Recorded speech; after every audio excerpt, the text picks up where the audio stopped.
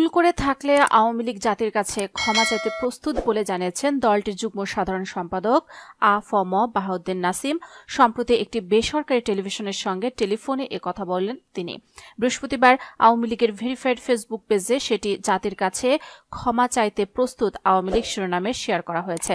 নাসিম বলেন, প্রকৃতপক্ষে আমরা যদি ভুল করে থাকি অথবা অন্যায় করে থাকি, সেই অন্যায়ের জন্য জাতির কাছে ক্ষমা চাইতে আমাদের কোনো আপত্তি অথবা আমরা ক্ষমা চাইব না। এ ধরনের গোঁড়ামি আমাদের ভেতরে কাজ করে না।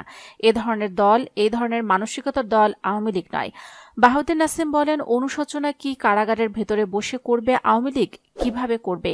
ভুলের জন্য জাতির কাছে আমরা এই ভুল করেছি প্রকাশ করেই আমরা জাতির কাছে ভুলগুলো শুধরানোর পথ দেখাবো। ছাত্র জনতার অভ্যুত্থানে টানা 15 বছরের বেশি সময় শেখ হাসিনার নেতৃত্বে ক্ষমতায় থাকা আওয়ামী লীগ সরকারের পতন ঘটে। সেদিনই শেখ হাসিনা ভারতে চলে যান। তারপর থেকে দলটির নেতারা ও সাবেক মন্ত্রী এমপিরা আত্মগোপনে আছেন। এর মধ্যে শেখ হাসিনা সহ আওয়ামী লীগের শীর্ষ নেতাদের বিরুদ্ধে গণহত্যার অভিযোগে কয়েকশো মামলা হয়েছে।